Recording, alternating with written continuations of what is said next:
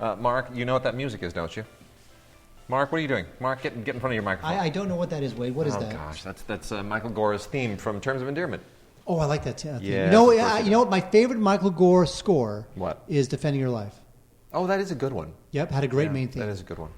Well, that's from Terms of Endearment, which we will explain later. But that being said, Mark, you know what? To start the show, we have an interview, by the way. Wait, we had an interview last week. We have another one this week. Since when are we a talk show? This one is very special to me because this is with documentarian Jon Reiss, who has a new film out, which is a sequel to a previous documentary of his. He made a graffiti documentary called Bomb It that was tremendous. It's all about, graffiti is art and the history of graffiti. And Bomb It 2 is out, and it's basically just traveling the globe and looking at all these different kinds of graffiti, and it's the breadth of the art of street art and graffiti. And Jon Reiss was a TA of mine in film school. Now, does Jon Reiss twice? Now, does Jon Reiss does he condone tagging? I didn't ask him that, and I'm not going to. You'd better say no to that. Yeah. Well, anyway, so we have a great interview with Jon Reiss of Bomb It 2 coming up, and it's amazing. It's been as long as it has. But Jon was, Alexander Payne was a TA for some of the other classes, and I had Jon. Jon was, just fun and funny in the class. They made him miserable in the class. They just no one took him seriously, and he took it very seriously. And look where he is. The rest of us losers, look where we are. Anyway. Let's talk about movies. We're going to talk about movies. First off, I'm going to blow through a bunch of 20th Century Fox stuff that has come out on Blu-ray. 20th Century Fox does this thing every year where they poll people over what films from their catalog they want to have released, and they provoke it a little bit. They lay out these titles and they kind of seed it. They're like, which of these would you most like to see? Now, that doesn't mean that the transfers are good or there are any extras. True. And these are all fairly bare bones. Some of them have commentaries and trailers and things like that. But for the most part, they do a good job with the transfers. They're not brilliant, but they're certainly good enough for most people. Up front is Tyrone Power and Maureen O'Hara in The Black Swan, which is kind of a sort of generic swashbuckler, but it's just an old-fashioned film. It's a pretty good script that's co-written by Ben Hecht. And it's got its Technicolor bravura and the whole thing, so it feels good. It feels pretty good, and it's worth renting probably more than anything else, but definitely worth a look. Clark Gable in Call of the Wild. This was one of the first films to really kind of put Jack London's sensibilities up on the screen. I think this is a pretty good film. William Wellman did a very, very good job with it. William Wellman, very much a man's man. We talked some weeks ago about, last year, you talked about the documentary about William Wellman. And, yes, a very good one it was. He really brings that, that wings mentality to this. I mean, he was a man's man, and he was a war veteran, and it's very good. Jack Oakey is in it, Loretta Young. So that's on Blu-ray as well. Looks really good. Tyrone Power also in Jesse James. And of course, my father had Tyrone Power as a student at one point, and I always enjoy watching Tyrone Power. I think he's not a very good Jesse James, I got to be honest. But I still think it's a good film. It's a little too, glamorous and all that, but nicely shot and pretty solid. Also directed by Henry King, Henry Kissinger? Henry King, who did The Black Swan. Henry Kissinger? Another one of their collaborations. Spencer Tracy and Katharine Hepburn, always an absolutely wonderful pair. And the desk set. Desk set is pretty great. You know who wrote this? Ben Hecht. Henry Efron. Zac Efron's father? No, not Zac's father. Nora's father. Oh. And film royalty all. And this is a delightful. It's a lovely, lovely, delightful film. And Henry Efron also produced it, by the way. But Henry Efron actually is Nora Ephron's parents, Phoebe and Henry. They both wrote it together. But it's a lovely film. It's just lovely. The chemistry is never better. My favorite is The Ghost of Mrs. Muir with Gene Tierney, Rex Harrison, and your favorite and mine, Charles Nelson Reilly. Yeah. Right? Oh no, wait a minute. No, he was on the TV show. Oh. Never mind. Sorry. No, this is the movie that obviously inspired the television series, minus Charles Nelson Reilly, minus the comedy. The TV show really had much more to do with Bewitched and I Dream of Jeannie than anything else. Nobody quite remembers that show. Ghost and Mrs. Muir? Do you think people remember that show? Does that Not show really. hold up? It does hold up, actually. Really? Yeah, it does hold up. It's really a lot of fun, but it's not this movie. That's correct. Gene Tierney's wonderful. Rex Harrison is wonderful. Very different by the way, from the TV show, but still really good. Has commentaries on it by Greg Kimball and Christopher Husted, and Janine Basinger and Kenneth Geist, all of which are really good. So you definitely want to watch this and sort of soak it in. Joseph L. Mankiewicz directed it. Of course, that was in his heyday when he was one of the hottest guys in Hollywood.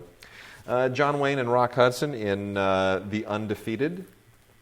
Not my favorite Western. Andrew V. McLaughlin was kind of one of those guys who just did very, journeyman, workman-like Westerns, and this is one of them. It's a good transfer, but, there are better Westerns out there, so I'm going to recommend this strictly to people who are kind of specifically fans of the genre, which also goes for North to Alaska, which is a little better, also, but still kind of a generic John Wayne film. This one was directed by another one of those Western journeymen, Henry Hathaway. Guys never really did any masterpieces, but they sort of were very efficient within the genre. So North to Alaska also out on Blu-ray and looks quite nice.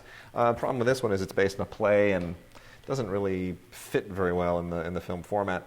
And then Dorothy Dandridge, who of course was played by Halle Berry in the television movie that won her an Emmy, stars in Carmen Jones, which is a really, really good film.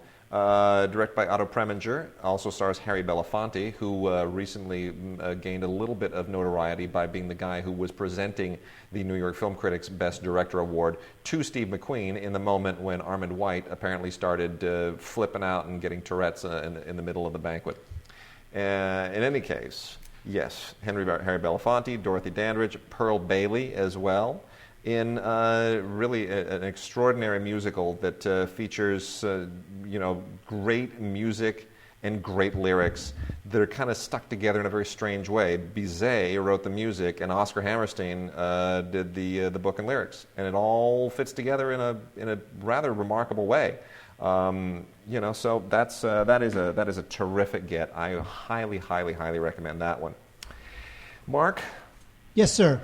Let's talk about some new films. New films. We have on Blu-ray, DVD, and digital HD, Ultraviolet. We have Captain Phillips. I like this film. This film is fine. This is right there in the Paul Greengrass handheld camera, jittery, shaky editing, whole tense thing wheelhouse. Tom Hanks plays the titular captain who is on a U.S. container ship that winds up getting taken over by a crew of Somali pirates. The guy who plays the head Somali pirate is excellent. This Burkhat Abdi, who had never done a film before, and they plucked him out of, I think, Philadelphia. He's terrific. So I like this film a lot. I think this is very tense. This is based on a true story, and it's good. It's good. It's a very good Blu-ray transfer. Greengrass's films are not really meant to be super slick. There's a little bit of grittiness to his stuff, so don't look for like super slickness in this Blu-ray transfer, but it was mastered in 4K, and that's always a good thing, so check out Captain Phillips. Very good. In a World is the movie written, directed, and starring Lake Bell, who is... I kind of don't get her, but whatever. You know what? Here's the thing with this movie. In a World, it's cute. As a director, Lake Bell does the type of job that somebody would do if they're directing their first film and they went to a couple classes, read a couple books, had a bunch of good teachers, and they decided to direct a film. Not a lot of flair, not a lot of flash, but gets it done completely fine. It's about a voiceover artist played by Lake Bell. She lives in a world where voiceover artists are predominantly men, including her father. And so it's a bit of a romantic comedy, a bit of a workplace comedy. So I think this film is a bit overpraised. People really love this film. I think it's fine. It's kind of cute. I think Lake Bell should maybe either grow a lot as a director or stop directing. But in a World, it's cute stuff. There's a couple good moments in it, but generally overpraised. Yeah. You know what I really like, Mark? Ice Cream? And it's shocking. Yeah, well, I like Ice Cream too, but I really liked Ain't Them Bodies Saints. I liked it too. I thought yes. This was a terrific film. I agree. Very, very Malick-like. Casey But there's Affleck. an actual story. There's a really good story, and Casey Affleck plays this guy who's in prison. He's escaped from prison. Rooney Mara's his wife. Everybody's kind of loitering around, thinking he's going to show up and track down his wife. Ben Foster is a cop who may or may not have a thing for the wife, who had something to do with him going back to prison. Flashbacks fill all this stuff in a very poetic and just fantastic way. Writer-director David Lowery is the real deal. And I'm amazed that I'm praising this film this much, because David Lowery was also involved in a film that I have increasingly come to completely loathe and despise over the course of the last year, as everyone else gushes way too much over it, which is Upshot Color. No, Upstream Color. Upstream Color, a very interesting experimental type film from Shane Carruth. I like that film a lot. And I think that film was totally captivating, intoxicating. I loved it. Whatever. David Lowery was the co-editor on that film. I don't like that, but I like this. And I think this really, really nails it. I think he's got a huge future ahead of him. I think he's a very, very polished filmmaker. And I'm enormously looking forward to anything else that he does. This includes a making-of documentary, deleted scenes, music video, et cetera, all the kind of stuff. And as well as Saint Nick, which was the first feature that David Lowery made, which is a lot rawer, but you see the pieces kind of coming together. And I always enjoy when the short films and the student films get thrown on there, because then you can see the evolution of the artist. And I thought he did a really fantastic job there. And then A Single Shot is a movie that I thought might get a little bit of traction at awards time, but it didn't. And everyone kind of forgot about this, and I guess partly because, Welgo, who released it, they normally do, Hong Kong martial arts films and stuff like that. And I guess they're not accustomed to necessarily running an awards campaign, but I think they should have, because Sam Rockwell is really, really damn good in this. It's about a guy he's just a blue collar guy, kind of down on his luck. Takes place, I think it's upstate New York, if memory serves, but kind of the Appalachian area a little bit. And he's a hunter, and there's a noir twist to this. And I'm not going to tell you what happens, but he gets into a thing a little bit over his head. And he's got an ex-wife and a little daughter, and he's trying to get a job, and they're all and there's a thing that happens with some money. He comes into some money, and the money has a pretty nasty trail attached to it. And then you obviously get into this whole film noir narrative that just unspools in a very, very fairly predictable way. It does some things that are not very good in terms of the writing, that are very obvious and that just kind of lays the exposition out there. But that being said, I thought Sam Rockwell was terrific. William H. Macy plays a really, really creepy attorney with a limp and a wig. And I think there are a lot of good things about this movie. Definitely worth a rental. Don't know if it's necessarily worth a purchase, but it's definitely worth a rental just for Sam Rockwell and how good he is. Wade, Bad Milo is one of those films that really, really, really wants to be a cult film. And when you really, really want to be a cult film, I can tell you to go to hell. Because I will decide what becomes a cult film. I read the synopsis of that when it got released, and I was like, you got to be kidding me. So Bad Milo is a cultish B-movie black comedy type thing about a guy who has a lot of stress in his life, and the stress starts manifesting itself as a gigantic monster living in his ass. And then eventually the monster leaves his ass and starts killing all the people who are creating his problems. But the thing is that there is something to be said about it actually reminds me of, remember the Chevy Chase film Modern Problems? Yes. Right, when he gets bathed in radioactivity, whatever it was, and he winds up being this super guy who can snort all the cocaine he wants. That was funny. Milo, not as funny. Ken Marino, Jillian Jacobs, and Peter Stormare, who's always worth a laugh, star in Bad Milo. I guess if you like this kind of stuff, go for it. I just felt like it was just trying so hard to be one of those films that I just was not into it. Outtakes, there's a couple of extended scenes, deleted scenes in it. There's commentary. So it's a decent Blu-ray package, but ultimately, if you really, really like B-movie type stuff, go for it. Otherwise, forget it. Well, there it is. And Insidious Chapter 2, did this need a Chapter 2? Yes, it did. Of course it did. Really? Every movie needs a sequel, Wade. That's the world we live in. Anyway, I guess they're scary. I guess it's a thing. Anyway, so if you liked Insidious, I guess you're going to probably love Insidious 2. James Wan, I love the work that he did on The Conjuring. Not so much a fan of the Insidious thing now, but I guess that's his new franchise, right? From Saw to Insidious, and The Conjuring was the anomaly. Too bad. Conjuring is a really good film. Anyway, a bunch of exclusives here on the Blu-ray. This is a Blu-ray, DVD, and ultraviolet set, and you get some on-location stuff, and Leigh Whannell's Insidious Journal, and all right, fine. There's even a webisode thing. Whatever. It's all strictly fan-oriented, so sure, go for it. Whatever. Wade, Luc Besson doesn't direct a whole lot of films because he's too busy tending to his producing empire. But he did come out of directing retirement for The Family with Robert De Niro, Michelle Pfeiffer, and Tommy Lee Jones. Great cast, lousy film. Here, De Niro and Michelle Pfeiffer, who, by the way, finally resurrecting her career after years of presumably raising a family or not being hired. Don't really know, but she did star in that horrible Dark Shadows thing. And now she's in this. She plays, she's married to Robert De Niro. He plays a mafia boss whose family is relocated to a small town in France. And, of course, his past comes back to haunt him. And, I just think this thing is just, it's very violent. It's like a funny ha-ha violent. It's a black comedy that never really kind of comes together, at least for me. It's a pretty superficial kind of a movie that never really settles into whatever tone it wants to take on. Just very promising.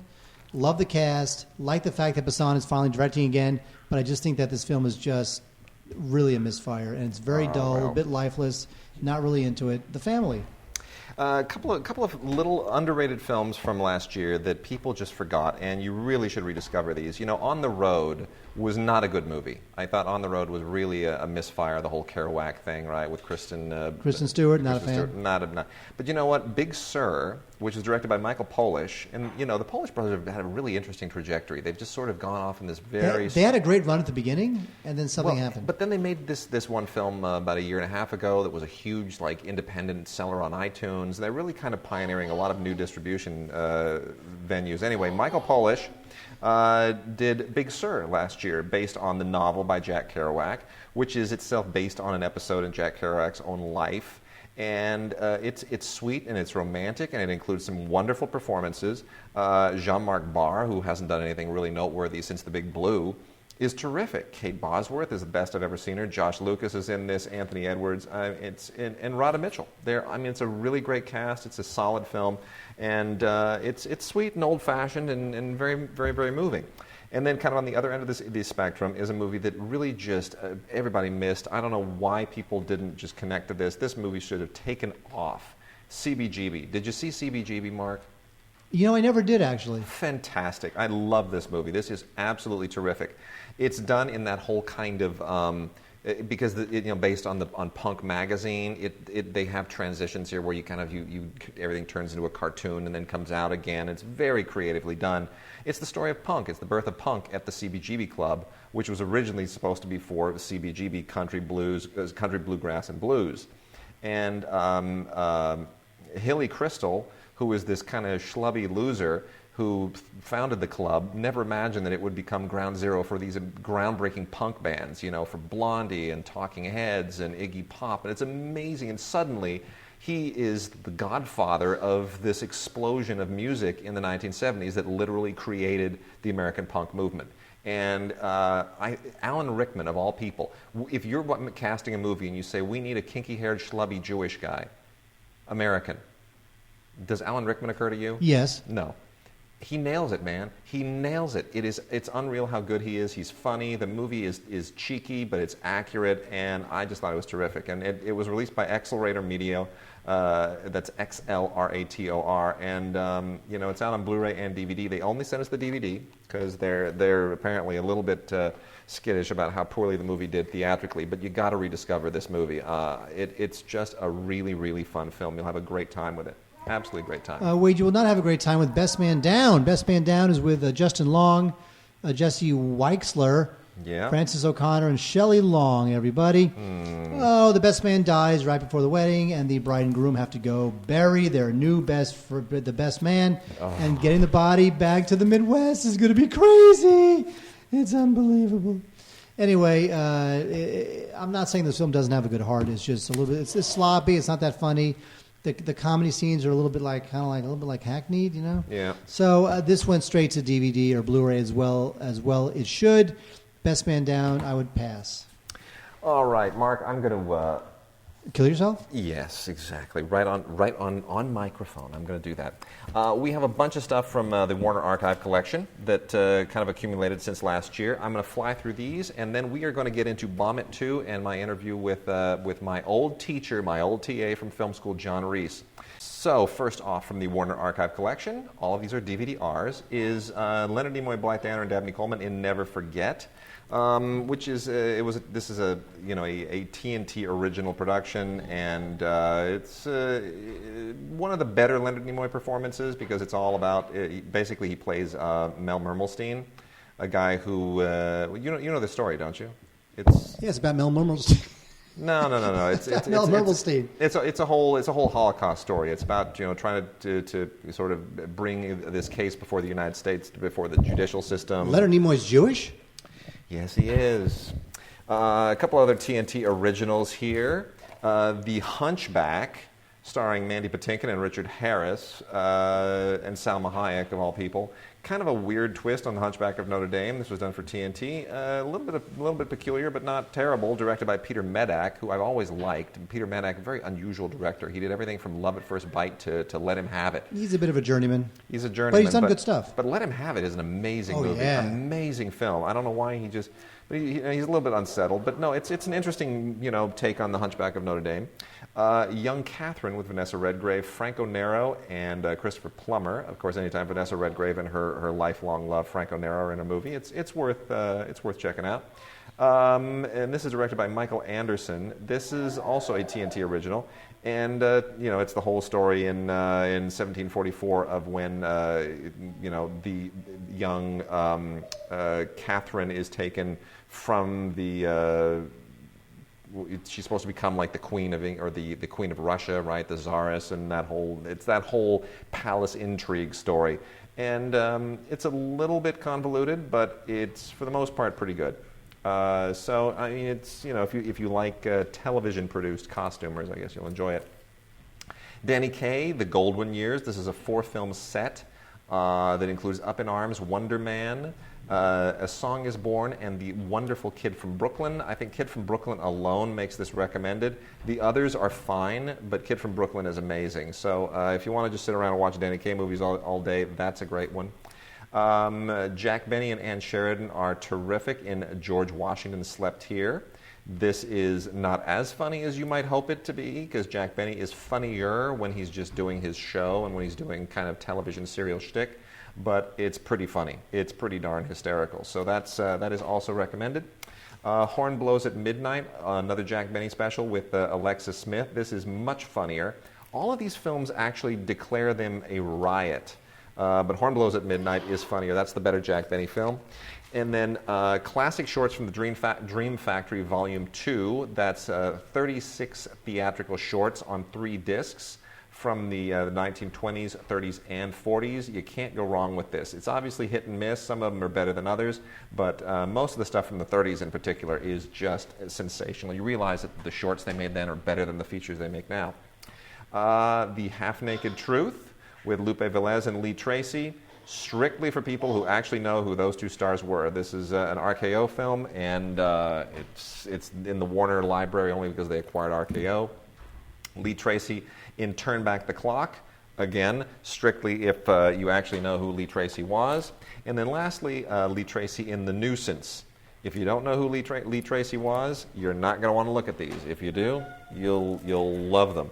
Shirley Valentine, a total gem with Pauline Collins and Tom Conti that people have forgotten about. I think this is a great movie. One of the best films that Lewis Gilbert ever made. Definitely check it out. That is finally out on DVD again. The Rose Tattoo, previously out from Paramount, then discontinued, now out through the Warner Archive Collection with Burt Lancaster and Anna Magnani. Won 3 Academy Awards, including Best Actress. It's a little bit melodramatic, but it is still the Tennessee Williams stuff kind of shines through, and the Hal Cantor adaptation is a decent one. It definitely finds cinematic edges to the material. And then also discontinued by Paramount, but now resurrected in Warner Archive, is This Property is Condemned with the wonderful Natalie Wood and Robert Redford. Better chemistry here, by the way, than in The Way We Were, because Natalie Wood and Robert Redford, it's a better match. Robert Redford very handsome, Natalie Wood hot. Yeah, Robert Redford handsome, Barbra Streisand Jewish. No, but Barbra Streisand wacky, funny, not sentimental. Robert Redford not funny. That didn't work. But anyway, you're saying Robert Redford's not funny? He's but not Illegal funny. Eagles, he was hilarious. Oh yeah, that's great. Yeah. Anyway, directed by Sidney Pollack early in his career, and quite solidly. And this is not an adaptation of a Tennessee Williams play, but it is suggested by a one-act play by Tennessee Williams, and co-written by, of all people, Francis Ford Coppola. What? Did you ever know that Sidney Pollack directed something that was co-written by Francis Ford Coppola? No, I had no idea. See, Coppola was a real kind of workman-like screenwriter at once upon a time, and that's what he did. He was just this screenwritery guy, and then he became the director of The Godfather, and the rest is history. So, Mark, with that, we are now going to move into my interview with Jon Reiss on Bomb It 2. And, I'll tell you, I had so much fun with Jon in film school. He taught all of us an enormous amount, including Norman, by the way. Norman had him twice. Norman and I were both in the film and the video classes that Jon was our TA in. And a no-nonsense guy, very serious about everything that he did. And I look back and I kind of feel bad about how wacky a lot of us were. You're kids, you're in college, you're goofing off. And he just took it all so seriously, and he was all about the craft, and his movies show that. He really, really, really does fine work in his films. And the Bomb It was a great doc. Bomb It 2 is just as good, and it's really interesting. He talks a little bit about how this came to be and how they put it together, and it is really, really interesting. So without further ado, here is an interview with Jon Reiss, director of the documentary Bomb It 2. We are talking with Jon Reiss, documentarian who made the original Bomb It and just made Bomb It 2. I have a bit of a history with Jon. He was an amazing TA for both of my production classes at UCLA Film School, and I credit him entirely with helping me escape with an A in both classes. So thank you, Jon. You're very welcome. Let me ask, Bomb It was such a revolutionary doc because it took graffiti seriously. It made the case that graffiti is an art form and that it is directly tied to all of these other art forms, and that it really should be included in the same breath. And Bomb It 2 is like this amazing sequel that goes in a totally different direction. It's not historical. It's now taking us kind of on a world tour of all the different flavors and faces of it. People don't usually make sequels to documentaries. Could you talk about how you kind of went from the one to the other? What was the process that birthed the second film? Well, it's kind of very practical and not as exciting as one might think, in a sense.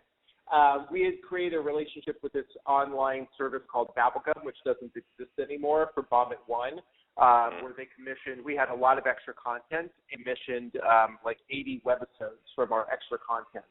And so we created those, and when I started, I wrote this book called Think Outside the Box Office, which is about distributing and marketing films for independent filmmakers, based on my experience releasing Bomb It, and I started traveling the world, giving workshops and talking to people about it. And I said to Bubblegum, hey, I'm going to these places that I wasn't able to go to for Bomb It, and there's graffiti there. Would you want to, chip in some change, to help me film, these artists in these far-flung places? And they said, so long as you include Israel and Palestine or the Middle East, we're all for it. So that's kind of like what happened. And so basically everywhere that I went for Bomb It 2 was also tied into workshops that I was doing with independent filmmakers in one way or another. And it was like crazy because I was on my way to Singapore, and I just emailed friends, people I knew from Bomb It 1, hey, do you guys know any people in Thailand? Do you know anyone in Southeast Asia, basically? And so that's where I found out about Darbots, and that's where I found out about the Thai writers. And, I wish I could have gone to Malaysia is one of the places that I wish I had gone. And that's also where I found out. I hit Thailand, Indonesia, Singapore, and Hong Kong all on that trip. And each of those was about a day's worth of production. And so it was pretty crazy. Yeah. I think that the place that I had the most time to film was in the Middle East, where I went there, I think probably for 4 or 5 days altogether. It's such an amazing tour because I don't think people realize the amazing diversity of the artwork that exists out there. I mean, we all kind of watch news reports whenever there's a riot on the outskirts of Paris or, anger in the streets of Cairo. And what we see is graffiti that, we kind of associate with just, street gangs and whatever in certain American cities. So no one is really exposed to the breadth of the artwork that you find in this film. I mean, it really is extraordinary. There's so much talent out there that just can't express itself except in that particular way, in that particular venue. Talk just a little bit about how I mean, having made the first Vomit, did you expect to find all this breadth of amazing talent when you made the sequel? Kind of, because I already knew that it was kind of blowing up in various places, you know, and so, you know, and I had already in Vomit 1, we had gone around the world and hit every continent, except for Australia, which we were able to hit in Vomit 2, which just leaves Antarctica now to go and make it fully complete. But, you know, I was kind of expecting to see something. And the thing that I hope for the most is seeing artists who kind of make it their own and kind of use their own cultural influences. And that's what I really appreciate the most, the people who have kind of left behind. Because there's a lot of writers in Tel Aviv who were doing New York style, you know, but I didn't, you know, I didn't really talk to them that much because why are you doing New York style graffiti when you live in Tel Aviv? Like, why not develop? And, you know, I understand the tradition and, you know, and that's if you're interested in letter structure, great. And, you know, and I appreciate that. And we did, you know, the Hong Kong guys were very interesting because for them it was very interesting in terms of how they used Mandarin or Cantonese and English and like what the issue, you know, with them using either language. And, you know, I think if people were using more, you know, it would have been really interesting. And I'm sure, I know there's people out there doing Arabic graffiti really using those letter forms in interesting ways, which goes back to a history of calligraphy within the Arabic world. So, you know, that's what I really look for when I travel to places is people who really kind of like make it their own and use their own cultural influences. It's just an absolutely wonderful tour. I mean, on top of everything else, it sort of makes me want to revisit a lot of places, and you know, you sort of discover a lot of these cultures in a whole new way. We're accustomed to going to these cities and going to all of the obvious cultural icons, the tourist traps and the museums and the places you're supposed to go, and you kind of give us another face of that, which I thought was really extraordinary. Great, thank you. Let me ask you this. One thing that also occurred to me in this is that you. The whole process of self-distributing a documentary almost seems to follow the same aesthetic that a lot of these graffiti artists are doing. It's almost like you're all operating on the same kind of guerrilla artist level. You know, I'm going to do what I want, and I'm not going to let anybody get in the way. I'm going to bypass all the conventional distribution venues. Did that ever occur to you that you and all these artists are sort of part of the same mindset? Yeah, I mean, it's interesting that, you know, a lot of, if not all of my documentary work has been about not just subversive subcultures, but it's kind of, they all have like a DIY, and I hate that term to an extent because it's been overused and wrongly used, and, you know, but have basically the DIY ethos in a sense that if someone else isn't going to allow you to do it or pay you to do it, fuck it, I'm going to do it myself. Right. You know, from Target Video to SRL to Better Living Through Circuitry and the rave culture to graffiti culture, they're all, you know, it's not, you know, permission-based. It's not like waiting for someone to give you permission. It's taking the permission unto yourself. Right. And I would say that that's a thread that runs through all of my work, and it's culture that I really appreciate that, you know, does that. You know, I find that that's where a lot of the most vibrant culture is. Well, they're two terrific films, and you know, we're highly recommending both of them to our listeners. And I got to tell you, you know, everything that my entire kind of rebel film mentality in many respects really began with you and UCLA. So I owe you a lot, and this podcast owes you a lot as well.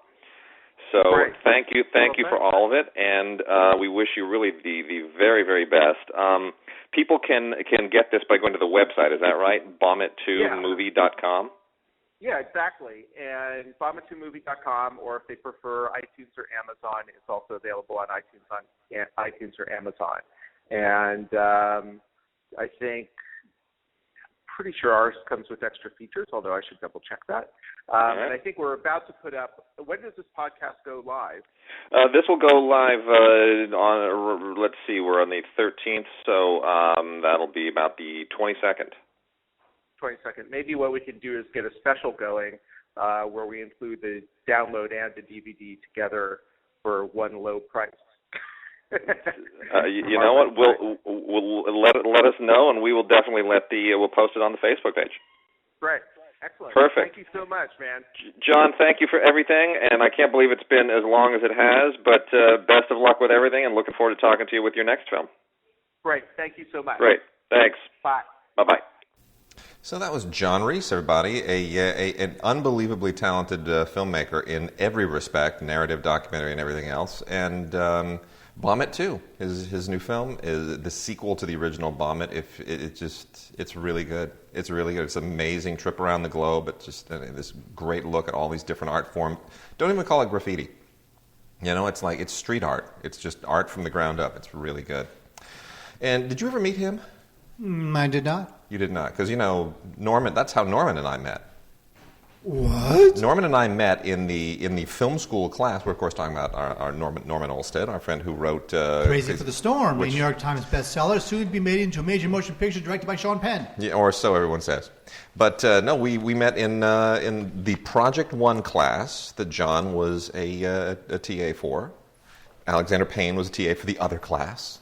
And then Norman and I had John again as a TA for our Video 1 class. Did you ever see Norman's video?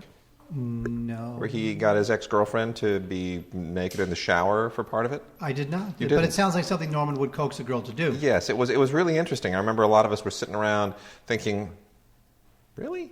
You got your ex-girlfriend to be nude in the shower? Okay. No one knows Norman. But No, read his book, Crazy for the Storm. Totally. And then, before we get into some of the rest of this stuff, we've got some listener mail to go through. What listener mail? Oh, you know what, Mark? geez. Mark, before I forget, actually, because we didn't get around to naming the winners of our giveaway contest back in the gift guide. Remember that? Did I do? Yeah. So let me pull that. By the way, let me just say Yes. something. Now, whenever we give away a gift, every once in a while we get an email from a listener saying, I have not received my gift yet. Well, this took a while because of the holiday thing. But also, if the gift was in our hands, we can mail it out Oh, yeah. immediately. But we have to go through... We got to go through the publicist and That's the whole right. thing. So anyway, Mama's Family was won by Frank Sanchez. I'm sorry, Frank. The China Beach Complete Series by Greg Mariotti. And Ray won the Dean Martin Rose set. Ray. And by the way, Mark... That sucks. Mark, what sucks? That Ray won the Dean Martin Rose set, and I didn't. Here, Mark, why don't you go and open this box? No, I don't want to open it because it's not something that I'm going to be able to have and take home. Go ahead, open that box. Go ahead, open that box. I want you to open that box right on the show, right now. Right here, while we're speaking. All right, well, then talk about a DVD. All right, so I'm going to talk about some new movies. I assume everybody's heard me do that. That's all right. I'm going to talk about a few new movies. Oh my goodness! Be violent with the box, why don't you? Well, there we go. Just destroy the box. Oh! It's the same thing! Yes, it is. Can I have it, Uncle Wade? Of course you can. Hunky Wade! Yes. Thanks, Hunky Wade! So Ray won the giveaway, but I got, thanks to Hunky Wade, my own Dean Martin Complete Collection Celebrity Rose. Big thanks to Michael Krause, a publicist we work with on a regular basis, who facilitated that for you. So, Hunky Wade! belated happy holidays. Thanks, Michael Krause. You're awesome. Yeah. I love this thing. I will covet it forever. It's so awesome.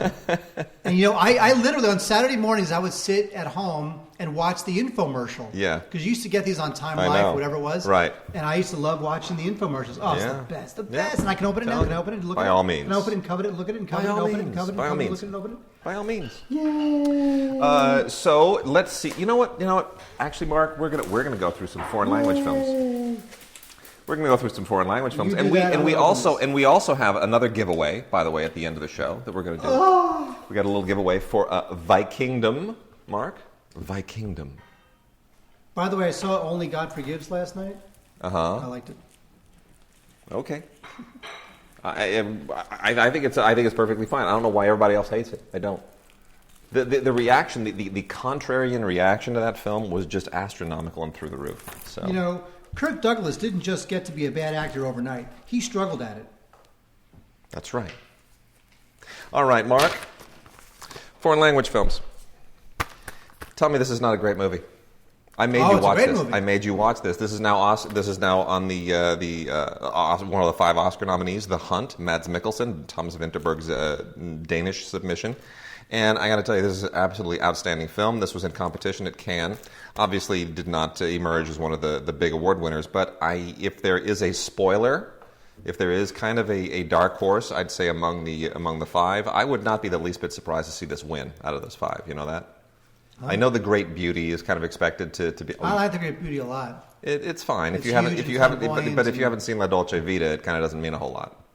You know That's what I mean? True. But The Hunt is great. You know, The Hunt is a film that the only thing I would say against it is that it's not really specific to that country. Well, but so what? Whereas Great Beauty is, and some of these other films, you know, I think Oscar likes to award films that feel specific to their country. Very true, but you know what? It's an important story. I mean, those who don't know, Thomas Vinterberg plays a guy who works at like a daycare facility, and who has a bit of a shattered life of his own. And he is wrongly accused of molesting a little girl. And it's about how that misperception just takes hold like a virus in the community and just poisons and contaminates absolutely everything. It's an outstanding film. You might think, well, do I really need it on Blu-ray? You know, it's out on DVD and Blu-ray. I would say absolutely. Is it like a dazzling cinematographic depiction? No, but because Blu-ray puts you gives you so much greater detail right squarely in the faces of the actors, because this movie just lives in his eyes and in the nuances of his face. I would say absolutely this is totally a Blu-ray movie. You're enjoying that, right? This thing got destroyed in the mail. Look at the. I'm sorry. Oh, geez. Look at the edges. Oh. Both edges. Oh, geez. I'll have to take some electrical tape and. I can ask them to remedy that. No, you can't. Huh? What do you mean ask them to remedy that? I can ask them to send a new box or something. No. Okay. I'm sure it was already a favor enough that they sent it. Well, we'll see. Now I feel bad. I feel all kind of wounded. No, I'm going to take some black electrical tape and I'll put it on the inside, so you won't be able to. Oh. So the edges won't be able to. It's heavy. It's heavy. Everything in there is heavy. That's true. Yeah. He ain't heavy. He's my DVD set. Mark, you're not a Tarkovsky fan, are you, like I am? It depends. Okay. Nostalgia? You ever watch Nostalgia? Nope. Nostalgia is one of the, along with The Mirror, I would almost say is like one of the most watchable of Tarkovsky's films. So Solaris I love, but I don't know that it's that watchable for people who are Sacrifice. No, The Sacrifice is fine too, and so is, I mean, all of his films have that sheen, but Nostalgia is the one that's like really kind of just this poetic, brooding, visually intense thing. It's probably his visually most stunning film, and cinematography is just breathtaking. It's also the first film that he made after he became an exile from the Soviet Union. He couldn't get the films made there that he wanted, so he just bailed. And anyway, it is just really, really just a stunning looking film. I'm not going to even try to convey to you exactly what it's about, because I do it very, very poor service. It has almost no extras, but it is out on Blu-ray at long last from Kino Lorber. And then also out from Cinema Epic in a special 2-disc collector's edition is the new 2-disc edition of Takashi Miike's Gozu. Now, Gozu, I'm not even going to try to describe what this is about either. Did you ever see Gozu? Yes, I did. It's insane. Yes, it is. Totally, it's Takashi Miike. It's nuts. It's just completely wacky, and there's this weird switchy changey thing that happens halfway through this movie that'll just completely throw you for a loop. The reason that I recommend this is because it's fantastic audio commentary on here. But by two lame people? With Andy Klein and Wade Major. Which one of those are you? I'm Andy Klein. Really? Yes.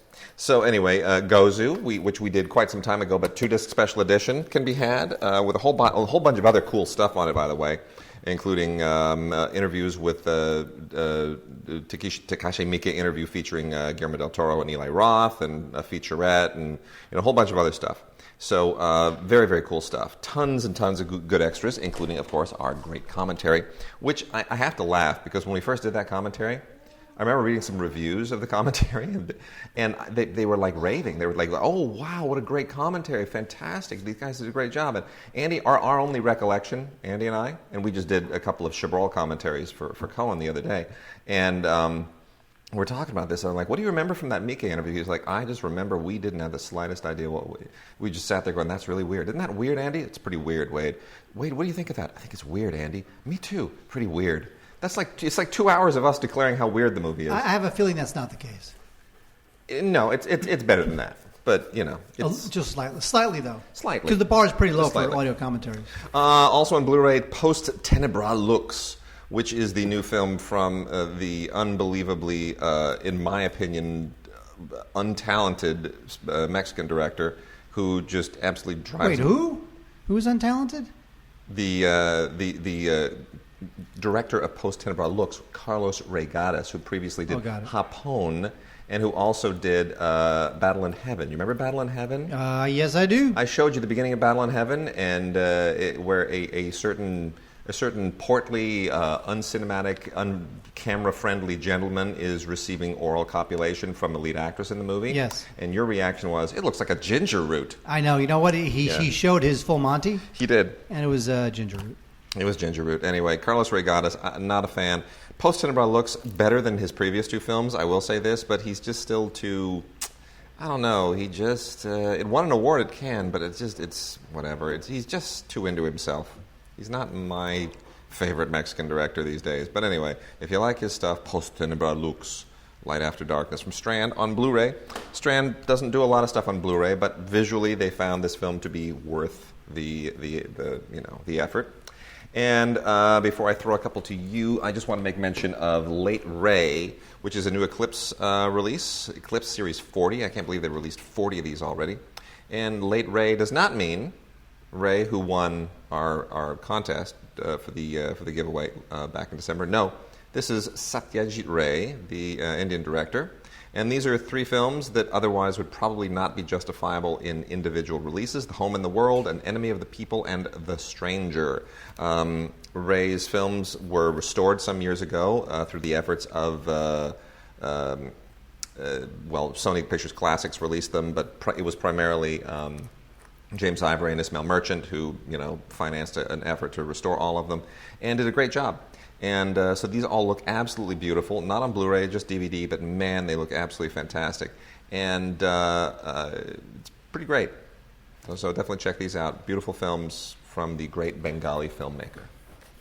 We have two movies from two great filmmakers, Wade. We have from Pedro Almodovar, we have kind of his overlooked but frothy and fun I'm So Excited. Ooh. This is about passengers on an airline flight, and the pilots are having trouble controlling the plane. There's an issue with the plane, and so it's what the flight attendants and the air passengers do while the pilots try to regain control of the plane. So this thing sees Almodovar in very frothy, playful, fluffy mode, but still no one does it like him. And I thought this movie was kind of a little bit underappreciated. It's fun. It's a fun little movie. I'm not going to say it's not frivolous, because it is, but it's terrific. It's not first-rate Almodovar, but it's Almodovar in a playful mood, and that's always a good thing. So it's on DVD. It looks pretty good. It's got a featurette, a making of, which is like whatever.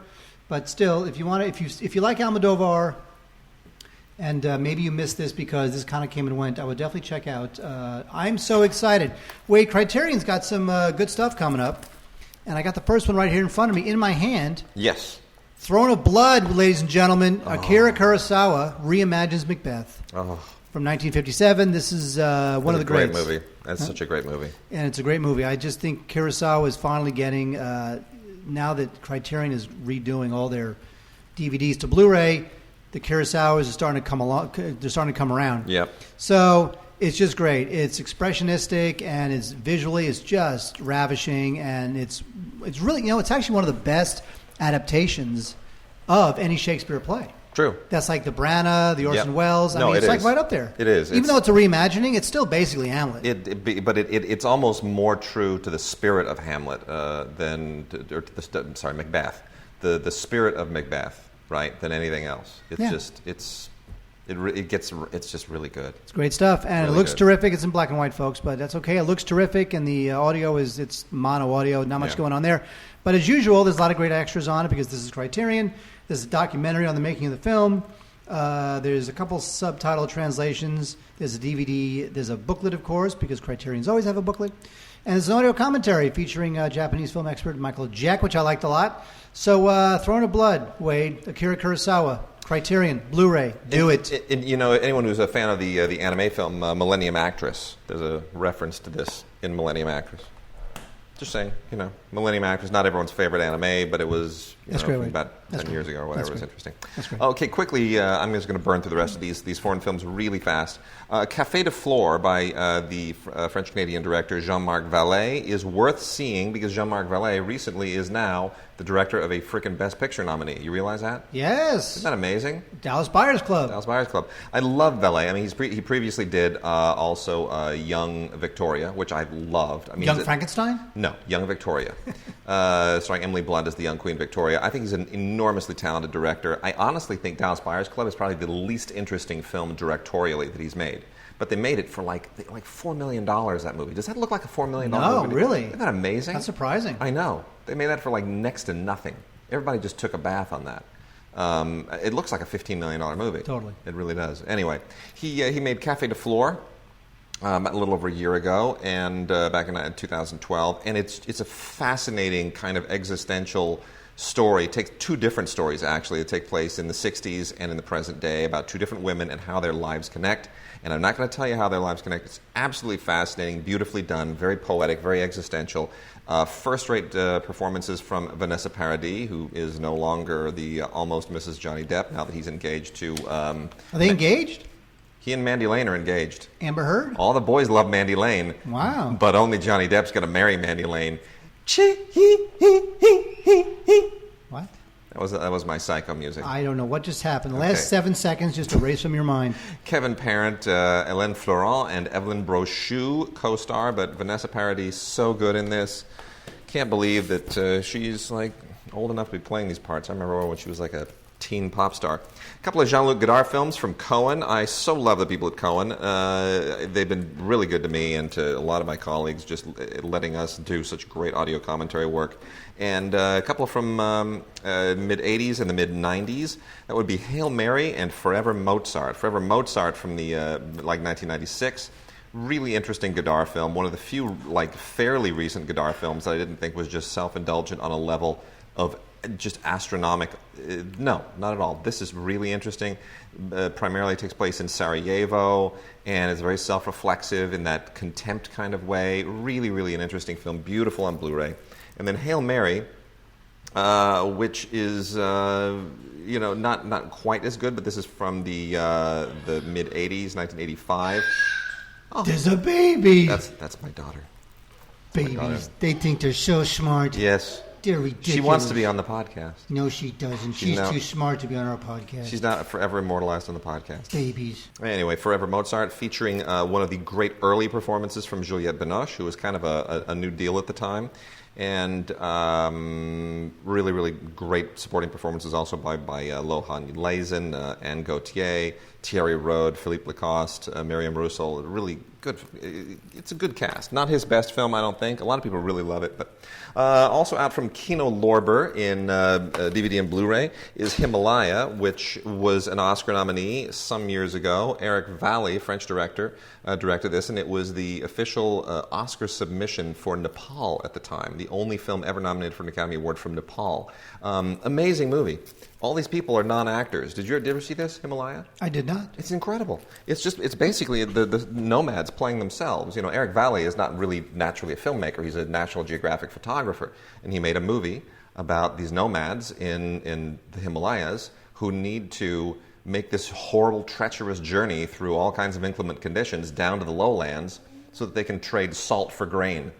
They have salt, but they don't have grain because they live too high. So they go down once a year and they bring all this salt, and it's like yaks are falling off cliffs, and it's an amazing movie. It's extraordinary. You realize that you can live in America and go to a 7-Eleven and get all the salt and grain you want. You know what? My wife at the time, who wasn't as fond of the film, she said, I don't understand why they don't just move to where the grain is. That's the thing. And I said, I'm sure it's their lifestyle. There's a thing. I'm sure there's a thing. And when I interviewed Eric Valli at the time at that horrible Standard Hotel in Hollywood where everything is upside down and weird, and we're sitting on the floor because he's all treating it like it's a yurt or something.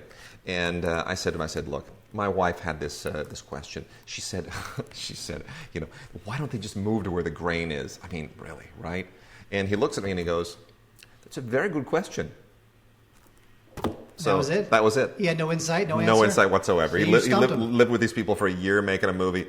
Yeah, you're right. I don't know. The movie's now intellectually invalid. So, anyway, Léa Seydoux, who is one of the extraordinary actresses in Blue is the Warmest Color, before she made that extraordinary movie, she was in the Swiss film Sister. Did you see Sister, Mark? No. Great movie. This is from Adopt Films. Sister was the Swiss submission for the Academy Award, and it's really fascinating. It's about a couple of orphans, young woman and her brother, and it's quite interesting. I won't. They basically scam people at a ski resort, but don't their parents stop them from doing that? No, they don't have parents. Why not? You got to see the movie. Amazing twist at the end where you just go, you bastards. Turns out, not her sister. Is that it? Be honest. I'm not going to tell you. Oh, that's what it is. I've never seen the movie. I'm not going to tell you. Is a twist that it's not really her sister? I'm not going to tell you. Stop it. Gods at Digigods.com. Rent sister, and let me know if I'm right. Is the twist... Twisted Sister is the twist that it's not. They're really not sisters. Caesar Must Die by the Taviani brothers, who are amazing. This won the Golden Bear at the Berlin Film Festival, and did not get an Oscar nomination because Italy didn't submit it. Because Italy submitted The Great Beauty instead, and that got nominated. But it's a really good movie, and would have gotten an Oscar nomination if Italy had submitted. It was a good year for Italian movies. Beautiful black and white cinematography, of this performance of Shakespeare's Julius Caesar in a prison with prisoners. I mean, it's just such an interesting movie. And then also Rossellini's Il General della Rovere with Vittorio De Sica is out on Blu-ray from the Raro Video line, rarovideo.com. This has the director's cut and the theatrical cut on it. I don't think there's a huge difference between the two. But, 1959, one of the great Rossellini films, certainly well worth taking a look at. It was a big deal at the 1959 Venice Film Festival, and it's based on the true story of a World War II figure named Emmanuel Bardone, who... was involved in some rather interesting transactions, let's say. So we'll leave it at that. Brand new transfer from Original Elements, absolutely excellent. Thérèse is the very last film from Claude Miller, the great French director. Claude Miller passed away not too long after this film was made, and it is based on a 1927 novel about a woman who's basically bucking French society, as you can tell from Audrey Tauto's photograph on the cover of the box, right, with the cigarette and the whole thing. She's like going to be this modern woman, really good, beautiful period piece, great photography. Don't know why it's not on Blu-ray. It's only on DVD. Hannah Arendt, the new film from Margareta von Trotta, the great German director from Zeitgeist, is on a Blu-ray. Zeitgeist does not do a lot of Blu-rays. This one is worth it because this is an absolutely stunning performance by Barbara Sukawa as the famous Hannah Arendt. Hannah Arendt was this philosophical and political theorist, and just a huge brain who went to the 1961 trial of Adolf Eichmann and reported on it for the New Yorker. And this is just hey, hi there. And this is just a really, really great piece of drama, beautiful performance. If Zeitgeist had money for an awards campaign, you might have seen this woman nominated for Best Actress. Just pointing that out. And then a German film that was nominated for the Academy Award was Barbara, which was last year a submission. That also won a Silver Bear at the Berlin Film Festival for Best Director, and takes place in East Germany in 1980. Is about a young doctor who is trying to get out, and she's just being moved around. They're trying to prevent her from being able to get out of the Eastern German dictatorship. Pretty great movie, really good performances, kind of underrated. Adopt Films, another company that didn't have the wherewithal to really give this thing quite the push that it needed, but it's on Blu-ray now, and it is gorgeous. And then lastly, from the foreign realm, we have the fascinating You Ain't Seen Nothing Yet. Mark, are you an Alain Resnais fan? On and off. On and off? Why'd you like this? I kind of like it. It's beautifully shot. It's kind of weird. Here's the deal. All the actors in it, they play themselves. And there's like a kind of a phony funeral that they're all showing up for that's being staged so that they can all watch a reenactment of a play that they wind up reenacting. So art becomes life. It's kind of like within art, the context of a movie, which is art. It kind of. Okay. I mean, I thought it was interesting. It's a bit of an experiment. Yeah, it's bizarre, but it's somehow interesting. The play is Eurydice or Eurydice, or however you pronounce it, by Jean Anouilh, and they've all been in the play. They've all been directed in various incarnations of the play on stage, all these actors, and then they wind up watching a reenactment of it, and then parts of the play wind up happening on screen and around them, and it all kind of integrates, and it's a little confusing, but somehow you're kind of with it, and you go, all right, it's an Alain Resnais film, whatever. At least the acting's good, and the photography is really dreamlike, and I'm into it. It's kind of Fellini-like, whatever. Anyway, amazing cast. Only somebody like Alain Resnais could phone up all these actors and go, do you want to be in my movie? Or tu veux être dans le nouveau film? Yeah, okay, sure. Wade, you realize that nobody listening to this podcast cares. Will watch this film. It's interesting. Mathieu Amalric, Pierre Arditi, Sabina Azema. Oh my God, Sabina Azema? Anne Consigny. Lambert Wilson.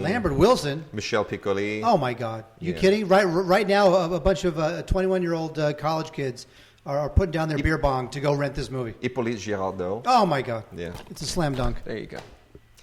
All right, that's it for the foreign language stuff. Thank goodness. Yes. Jesus, Wade, come on. Mark, talk to us about Criterion, please. Get us back on track. Classic Criterion. Wade, we have two things from Criterion. Nashville from Robert Altman. Let's do it. From 1975, one of the great 1970s movie-making achievements from Altman. This is it's sort of an all-encompassing view of the country's politics and culture at the time. And people love this film, although I have a memory of Wade not liking this film. Do you not like this film? I respect it. I think it's worth watching. It's really less about the story than it is about the tapestry it weaves. I realize it was the first film since Grand Hotel, the first major English language film since Grand Hotel back in, whatever it was, 31 or whatever, to sort of, present these interlocking stories. And it's the first Altman film in that sense, right? It's the first time Altman went Altman on us. And I get it. I understand why it's historically important. I went to school with the son of one of the actors in it, so I heard a lot of stories. And Henry Gibson's son, was Steve Gibson, Jimmy actually, and so I heard a lot of the stories about it, and Henry of course sings his own songs. I get it. Everybody in the cast wrote their own song. I know. But at the end of the day, my reaction to it is, You're out of your mind. Anyway, this new documentary on the making of it, featuring interviews with a lot of the actors who are still around, including Lily Tomlin, Keith Carradine, Michael Murphy. There's 3 vintage interviews with Altman, which are all great, because he's kind of he's so smart, but he's a little bit cantankerous. He's kind of a jerk. Yeah. I think he kind of had that reputation as being a bit of a jerk. True. Feel difficult, a little cantankerous. Of course, a Blu-ray booklet. That's all good too. Nashville. If you haven't heard of it, you don't have to buy it because Criterions are kind of expensive, but definitely rent it. Cool. Investigation of a Citizen Above Suspicion by Elio Petri. This is from 1970. Is it Petri or Petri? I don't even know. He's an Italian. This thing was an Oscar winner. It's a great, interesting, funky, crazy movie from a time in Italian filmmaking where a lot of interesting stuff was coming out. It's kind of this character study about this Roman police investigator who's investigating this crime. and I won't tell you who committed the crime because that's part of the fun, although it does say on the back of the box who committed the crime, but it's still kind of fun. I'm not going to give it away. So what I liked about it is that it's got this thing that is sort of simultaneously absurd and yet kind of like realistic. Mm-hmm. It's a very funky little movie, and it kind of, now that I'm watching it once again, it makes me want to revisit Elio Petri's body of work because he was very politically oriented and socially oriented, and it's definitely a great snapshot of the time in Italian history, especially Italian governmental history. So it's a great film, investigation of a citizen above suspicion, not something you would ever think to throw into the old Blu-ray player, but it's really good stuff. And of course, Criterion has a lot of great extras. There's a 90-minute documentary on Petri's career, a new interview with a film scholar who talks all about the movie and obviously the director's career. Good stuff with the composer, Ennio Morricone, from 2010. Ennio Morricone, by the way, coming to L.A. Really? One show. He's 85 years old. Wow. One show. And I've already gone online to see how much tickets are. It's like in March. Sold out? It's not sold out, but the worst tickets are like $250. Oh, forget that. I can listen to the DVDs. Being Oscar season, everybody does this. They blow out, Oscar movies that have never been on Blu-ray, that are going to be on Blu-ray, that are being re-released on Blu-ray. Anyway, first of all, back in December, this came out. And we're going to make mention of it right now. Terms of Endearment finally came out on Blu-ray. Yay. What I find fascinating about this is that this Paramount must love this movie to put it out on Blu-ray. Oh, no, Paramount didn't release this. But wait, it won the Oscar for Best Picture. Yeah, Warner Brothers is releasing this because Paramount turned over their entire library to Warner Brothers. Isn't this the irony? In 1982, the films that were like vying for Best Picture, it was The Right Stuff and Terms of Endearment. And Terms of Endearment won, and The Right Stuff lost. Flash forward, 30-some-odd years, or 20 years, whatever we are now. We're 30 years, my goodness. Flash forward 30 years, 32 years. And Warner Brothers has given The Right Stuff the gold treatment, Blu-ray book, knock it into the bleachers. This is just a killer special edition. And Paramount does what with Terms of Endearment? Turn it over to Warner Brothers. It's like the film that actually won is now being treated like chopped liver. It's a fine Blu-ray. It's perfectly decent. It's not going to, knock your socks off, and it only has a commentary on it that features James L. Brooks. And a trailer, and that's it. I mean, this should have had a big whiz-bang special edition, at least on the order of The Right Stuff, but it didn't, because Paramount no longer values its library. Also out is In the Heat of the Night, which won Best Picture in 1967. I want it. Pretty great. This is from Fox. Fox does a very good job with this. They don't usually do great jobs on some of their special editions. It's not quite a special edition, but it's got a good commentary with Norman Jewison and Rod Steiger and Haskell Wexler, of course, recorded some time ago, since obviously Rod Steiger has not been with us for a very long time. And it's got some featurettes on it, and one with Quincy Jones, which is quite good, and still a really good movie, I got to say. Really good movie, In the Heat of the Night. Totally still stands up. Yep. All the President's Men in a beautiful 2-disc special edition from Warner Brothers. There's been a bunch of All the President's Men Blu-rays and DVDs. This is the one you want. It's really good. It's got a brand new documentary, All the President's Men Revisited, which Robert Redford narrates, and gets in all the Watergate stuff and really contextualizes the film beautifully. That alone is worth the price of admission. The great late Alan J. Pakula has never made a better film. This film is just magnificent. And might have made a better film if he hadn't gotten impaled by a rod while driving his car on the... I think it was like Long Island Expressway or something. It is bizarre. So bizarre. But anyway, for the 40th anniversary of Watergate, by the way. So anyway, All the President's Men, otherwise known as the film that Rocky beat. You realize that? The film that Rocky beat. Won Best Picture over this. Well, in 1976, that was like the classic. I mean, everybody remembers except me at this moment. The 5 films that were up for Best Picture. Yeah. Like it's Rocky, All the President's Men, like Network, Bound for Glory, all these amazing films. Yeah. And Rocky, the bicentennial underdog, the Academy loved that story. It's a movie about an underdog, and it's going to be the underdog winner. Yeah, but it's not the number one. It's the least interesting of those 5 films. Yes. And of course, 40 years later, we had Grudge Match, where Rocky takes on Robert De Niro as anyway. And then we also have a chorus line. The bizarre, misbegotten Richard Attenborough film, 20th release. This is not an Oscar winner. It doesn't have any extras on it other than a trailer. It's on Blu-ray. The only reason we make mention of this is because this is how Richard Attenborough chose to follow up his 8 Academy Award win for Gandhi, with a chorus line. Now, you've just won 8 Academy Awards for an epic called Gandhi. What do you do for an encore? I think I'll do an adaptation of a Broadway musical, Chorus Line. Well, at the time. What? At the time, Chorus Line was a phenomenon. David Lean, you've just won 8 Academy Awards for Lawrence of Arabia. What are you going to do for an encore? Oh, I think I'll do, some musical. What? Well, David Attenborough was... Richard Attenborough. Richard Attenborough was never like a super serious, he's not a lenient director. He's not a musical guy. The guy's like an actor. He's in Jurassic Park saying, the dinosaurs are going to kill us all. It's like, he's just not that guy. Whatever. Like, Gandhi's almost the anomaly in his career more than the Chorus Line. And I'll tell you this. This will mean nothing to anybody except Wade. Can I tell you where I saw Chorus Line? Where'd you see Chorus Line? At the Plitt Theater in Century City. I love the Plitt. I'm so fond of the Plitt. And now, and now the Plitt Theater is like it's like the CAA building or something. Yeah, it's sad. The Death Star now. Mark, I'm going to let you run with this. We were going to talk about this and go, hey, new release is out because the sequel is out and it's being so successful. And the sequel kind of opened big and then died. And we'll talk about that in a moment. But, Mark, what are we talking about here? Anchorman.